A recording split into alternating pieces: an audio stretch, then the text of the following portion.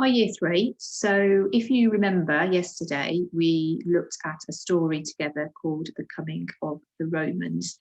And we read it through together, and we said that it might be a good idea for you to go away and have a read through on your own again, because you need to get really familiar with the story and the content. And then I asked you to see if you could pick out and pull apart a bit some of the vocabulary that was used within the story and to try and organise that into a table. So what we're going to do today is we're going to start off by looking at the table and seeing what ideas you came up with. So you might have the table in front of you now that you did. If you haven't, you might just want to pause the video for a moment and go and get it, because we're going to have a look at an example together, and you might want to add to yours or change it a little bit, or just sort of tick off the things that you've got on your table.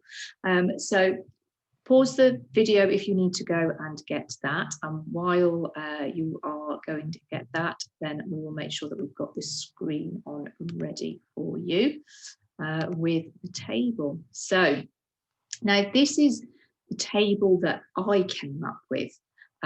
So this is just an example as I went through the types of words that I found. So you might have some of these examples on yours. You might not, you might have some different examples, but we're going to have a look at the sorts of things that hopefully you managed to find. So for the adjectives, when I went through, I sort of pulled out the ones that I thought were sort of really interesting adjectives, and to make sense of them, I've actually kept them with the noun in the description there as well. Okay, so you can see on my list there, I've got copper red ponies, smoky cobwebs, bright bronze studs, golden talk, a wooden stockade, a low light war chariot, square shields, thatched roof. So all of those adjectives there are giving us more idea, more of a picture in our mind of those different nouns and objects that are being described. So those are the ones that I found. Again, you might have some of those on yours. You might have found some different adjectives where we've described, okay? But those are the ones that stood out for me that I thought were some good examples. Now, if you look at my verbs column over here, you can see that's a fairly full, and I know I haven't got all of the verbs on there. I know there were a lot more in the story there, but again, I've just pulled out the ones that, you know, I thought were really useful ones, and that actually I might like to make use of myself when we come to do our own story later in the week. So we've got stomping and snorting, and that's referring to the horses that were outside Berwick's house when he woke up in the morning. We've got shouting, lots of shouting going on, crouched, because it talked about Berwick's mother normally being crouched at the stove cooking the breakfast. We've got churned, we've got trotted, we've got charged, we've got marched, and chopping and stabbing, which is when we get more onto the battle that took place. So if you've noticed, our verbs are either ending in ing or ed. They're quite good ways to spot whether that's the word is a verb or not. So you have got some good examples there, I thought anyway, of some verbs within that story. But I know there are many, many more. So you might have got a few different ones down that you chose. And then I started looking for adverbs. So the adverbs, not so many of these, but remember, if you think when we talked yesterday, we said that our adverbs describe our verb, and they normally end in ly, and they just give us a bit more detail about the verb, the action that's taking place. Okay, so these are the ones that I found. It might match with yours: proudly, suddenly, desperately, slowly, and steadily. So they were words that we used just to give us that bit more detail. Okay, and then similes. So remember, we said similes were those descriptions where they were using something else to compare an action to compare something to. So very often we're looking for the words like or as. So when I was reading through, and there weren't so many of these, when I was reading through, there was the first one that stood out, and bizarrely it was the very last line of the story. was where Beric rode home like the wind. So that tells us that he was riding home really quickly. He knew he had to get back to tell his family what had happened. So he rode home like the wind. Moving forward like one great animal.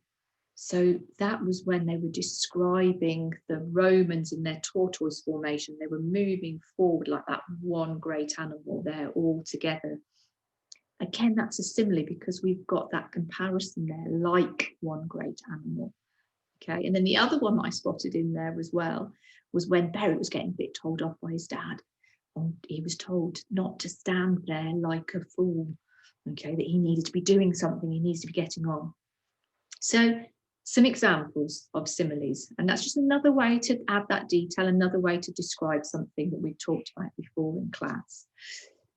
And then the final part of the table, this was where, if you remember, I gave to you an option really, so that if there was a particular phrase, so a group of words that you really liked, that stood out to you, then you could put them in this section. So it wasn't necessarily just one word. It wasn't necessarily that one word in particular stood out. It was that just collection of words together as a phrase.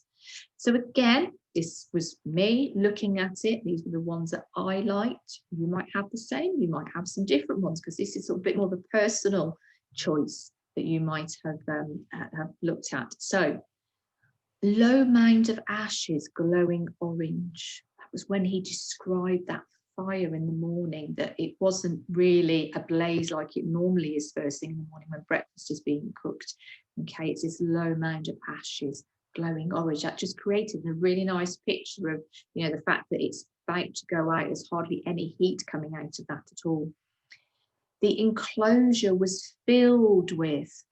And the bit I liked about this was this idea of being filled, because it gives you that idea again of how packed and how busy it was. So it wasn't just, you know, a few people scattered about. It was full of people and activity and goings on. Okay, so just that word I thought was a really clever way to give us an idea of how busy it was. Stomach churned with excitement.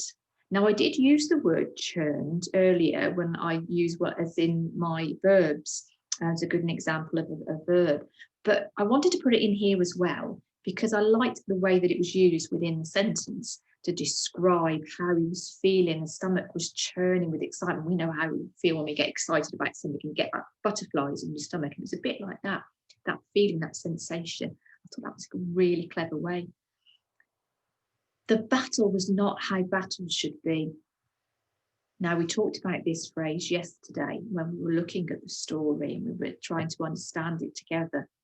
And I think that's a really interesting way to explain how this battle was nothing like Beric had seen before. He would have seen many battles as being part of the Celtic tribe. There were frequent battles going on between the different Celtic tribes themselves. So he would have seen lots of those battles, but this one against the Romans was like nothing he had seen before. And it just makes us realise that this is a big moment that he is witnessing. But no heroes came. Now, this was a really short sentence in the story, but no heroes came. And this was when they were waiting, they were anticipating that these Romans were going to suddenly charge at them. But that didn't happen. They went about it in a very different way, and that took the Celts by surprise. Clanking slowly and steadily on. I quite like that phrase, because we talked about how the Romans would, you know, be sort of banging on their shields, and we talked about how the armor that they were wearing would be clanking, and that idea of it being that slow and steady pace that they've got, again, would be quite daunting for the Celts. They wouldn't be expecting that. Their enemy was really calm in battle, and that would have probably unsettled them a little bit because that's not what they would have expected. So I thought that was a really nice phrase that they used. And then, although as sad as it is, this description, again, I think it gives us a really good idea of what happened in this battle. The Roman animal ate the Dubonai warband.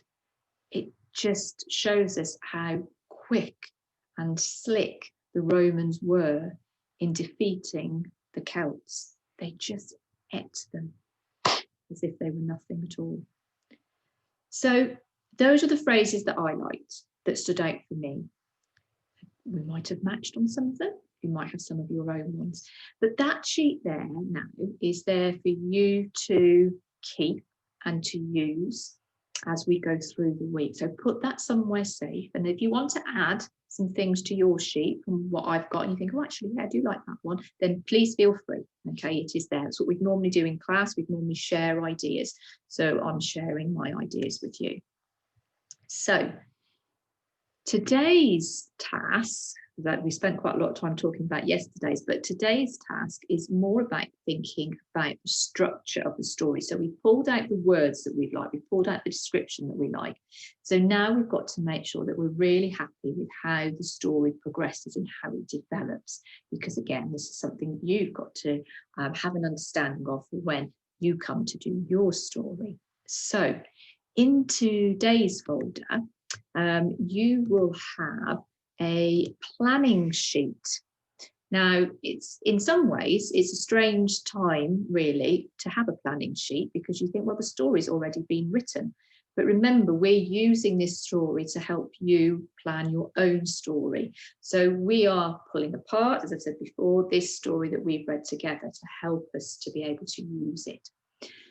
So it's called a story planning mountain. And if you sort of look in the background of where the boxes are, you can see that we've got the outline of a mountain there. And that's really how a story should be. We build up the suspense. We've talked a lot in class when we're writing that we've got to really take our time to build up our story and to keep the reader interested. So that's why we have this slow and steady climb up to the top of the mountain. And then when we get to the top of the mountain, that's the most sort of exciting part of our story. And then once we reach there, we then have to start making our way back down the mountain to explain how our story is going to end. So that's why it's called this story planning mountain. So you can see those boxes that go there. We've also got two boxes either side of the mountain as well. Okay, so we're going to talk about sort of each one in turn. I'm going to start with the ones that are either side of the mountain first, because those are sort of our fundamentals of our story. Okay, so the main characters in the story. Well, the main character that we have in the story here was Beric. He was the one that was, letting us know what had happened. Okay, he was the main part of the story. But there were other characters in there that were important. Okay, that's what we mean by the main characters. So yes, there were the Roman soldiers and there were the rest of the Debonai tribe, but we're just talking about the main characters. So we'd be looking at Beric, we'd be looking at his father. They would be our two main characters in that story that we've got to find out a lot more about. The setting of the story, well, the setting of the story is where the story takes place. Now, actually, in this story, there were, you could say, two main settings for the story. It started off in one place. It started off within the home of Beric, where his farmstead was. It started there, and then it developed into where the battle took place in the battlefield. So we've almost got two settings for our story there. So in those two boxes there, you are going to list down where the settings are, the story that you think are important within the story that we are telling. Okay. And then we're going to come back to the mountain. So the mountain is which takes us through our story that we've looked at, the coming of the Romans. So the opening of the story, we get to hear about how Beric awakes in the morning. So in this box here, now remember this is a planning and we're breaking it down. So when we are breaking down our ideas, we tend to list our ideas, and when we list, we use bullet points. So the opening when we're talking about that, we can be listing down what actually happened in that first part of the story. So it could be, to start with, Beric awakes. And then our next bullet point could be something unusual, because that was what he said. There was something unusual going on. And then you might want to list down what things were unusual in the morning. So Mother was not there. The fire had gone out. We're listing down what was going on in that opening. Okay, some of the descriptions, some of the things that he talked about that started alarm bells ringing in his head. Okay, so in that opening box, we're going to list down things that happened in the opening of the story that we read. Then we come to the build-up. So this is when he goes outside and he starts seeing what's going on the farmstead, around the buildings. So all the people that have arrived. So again, we're going to bullet point as he goes outside. What things did he see that were different in that morning? So he talks about quite a few different people that were there, what people were doing, what noises he could hear. So list down some of those things that he mentions in that build-up. And then we get to the climax. So this is the main part of our story, the bit that we've been working towards. So I wonder if you can think what the climax of the story might be. Absolutely, the climax is going to be the actual battle, because this is the moment we've been leading to, with all the waking up first thing in the morning, going outside, getting things ready. The climax is that actual battle between the Romans and the Celts. So again, bullet point, list down what was happening. Now we probably need to mention here where Beric actually was in the story. Okay, so remember, he was hiding in the tree. So that might be your first bullet point, Beric hiding in the tree. And then as we go through, what else happened in that story? What were the Celts doing? What were the Romans doing? How were they marching? How were they moving? Okay, so list down what happened as they started to, come together and approach each other. And once we've done the climax, then we come on to the ending. So the ending, as it suggests, is our ending of our story. How does it finish? What does it happen? Well, we know from the Celts' point of view, it wasn't a good ending for them. We know that they were defeated by the Romans. But then once that has happened, we know, because remember our story is about Beric, that Beric then had to go and do something as well. So the ending, we need to talk about what happened at the end of the battle. So again, I'm going to bullet point it, say what happened. And then we're going to bullet point what Beric did, what happened to him. So by going through step by step, breaking it down into those different sections, we're thinking about the structure and the content of the story. So I've taught you through some ideas there, but obviously there's lots of examples that you can fill in and you can think about as well. But by the end of it, in each of those boxes on your sheet, you should have the main ideas of the different sections of the story, what happened bit by bit by bit. So by the time we come to tomorrow's lesson, when I'll join you again, you will then have a planning sheet with all the different parts of the story to it, and then you will also have your vocabulary, words and description that you would like to make use of as well. So I'm going to leave you now to go and have a look at filling in that story planning mountain. Have a good rest of the day, and I shall be with you again tomorrow when we'll talk through the next part of our creative writing journey that we're on this week. So take care, have a good day, bye.